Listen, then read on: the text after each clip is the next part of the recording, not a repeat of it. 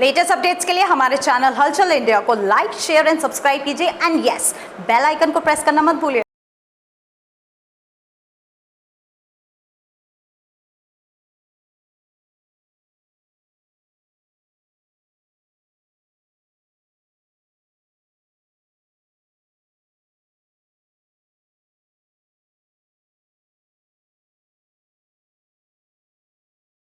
कांवड़ यात्रा को लेकर लगातार बड़े बड़े अधिकारी सड़कों का निरीक्षण कर रहे हैं कि सड़क गड्ढा मुक्त हो, सड़कों पर जो मार्ग है मुख्य मार्ग कांवरियों का वहां पर लाइट हो, कांवरियों को सुविधा मिले। मगर अभी पिछले 4 दिन पहले की बात की जाए तो कमिश्नर मैम खुद आई थी और पीडब्ल्यूडी को सख्त निर्देश दिए थे कि जो कांवर मार्ग है वो बिल्कुल गड्ढा मुक्त होने चाहिए। मगर कांवरिया किस तरह से परेशान है ये हम आपको दिखाते हैं। दिखाइए दीपांशु कि किस तरह से यहाँ पर सड़क की स्थिति है। जिस वक्त ये डिवाइडर नहीं थे उस वक्त सड़क थोड़ी सी अलग रूप में थी, मगर अब जब से डिवाइडर बन गए हैं तो पैदल चलने वालों के लिए यहाँ पर काफी दिक्कत बढ़ गई है। और किस तरह से यहाँ पर कांवरिया आएगा, जहाँ पर एक साइड आप देख रहे हैं ट्रैफिक चल रहा है तो वहां पर ट्रैफिक को पार तो नहीं कर सकता कांवरिया, साइड में ही चलेगा, कच्चे में ही चलेगा। और यहाँ पर कीचड़ पानी भरा हुआ है और साथ ही साथ यहाँ पर पीडब्ल्यूडी के द्वारा यहाँ पर एक गड्ढा खोदा गया था कि जो बरसात का पानी होगा वो इस गड्ढे में चला जाएगा। मगर इस गड्ढे को खोदने के बाद ये पानी से तो भर गया है, मगर यहाँ की जो पिक्चर है वो बिल्कुल गंदे तरीके से दिख रही है, क्योंकि यहाँ पर जो कांवरिया निकलेगा गारा में कीचड़ में नहीं निकलेगा। अभी एक बस निकल के गई थी जहां पर जो है काफी भारी जल लेकर कांवरिया निकल रहे थे, तो वहां पर उनको भी गंदे छींटों का सामना करना पड़ा, क्योंकि रोडवेज बस जो है काफी तेज ओवरटेक किया था।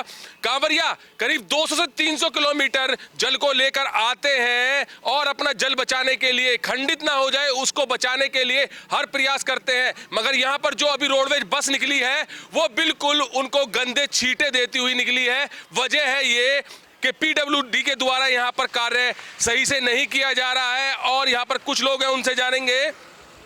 सर, कमिश्नर मैम ने सख्त आदेश दिए थे, बड़े अधिकारियों की सभी की मीटिंग ली थी कि गड्ढा मुक्त सड़क होनी चाहिए, कांवरियों को कोई असुविधा नहीं होनी चाहिए। मगर यहाँ पर तो असुविधा ही असुविधा है, जहाँ पर अभी आपने देखा कि रोडवेज बस जो है वो सीधी ओवरटेक करके गई है और गंदा कीचड़ भरा पानी कांवरियों के ऊपर गया है।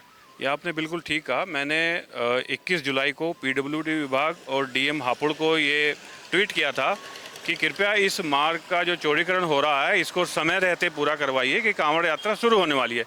लेकिन अभी 2 दिन पहले मेरे पास पीडब्ल्यूडी विभाग से जो हापुड़ के हैं खंड विकास के अधिकारी, उनका ट्वीट आया कि वन विभाग के द्वारा अभी परमिशन नहीं मिली है। लेकिन इसमें वन विभाग की तो बात अलग है, वो एक विभागीय एक कार्य है उनका कि वो किस तरह से देखेंगे। लेकिन कांवड़ यात्रा को सुगम बनाना, ये गड्ढे भरना तो पीडब्ल्यूडी का काम है। जैसे कि वन विभाग की परमिशन की बात की जा रही है, क्या परमिशन आप लेंगे या कांवरिया लेगा? क्योंकि यहाँ पर तो कांवरियों को सुविधा चाहिए, जबकि बड़े बड़े अधिकारी इस पर बड़े बड़े आदेश दे रहे हैं। निश्चित ही ये पीडब्ल्यूडी विभाग का काम है और इसमें डीएम महोदय को इसमें थोड़ा सा संज्ञान लेना चाहिए, क्योंकि आदरणीय मुख्यमंत्री जी ने बहुत सख्त आदेश दिए हैं, निर्देश दिए हैं कि कांवड़ यात्रा को सुगम बनाया चाहिए और किसी भी कांवड़िया को कोई परेशानी नहीं होनी चाहिए।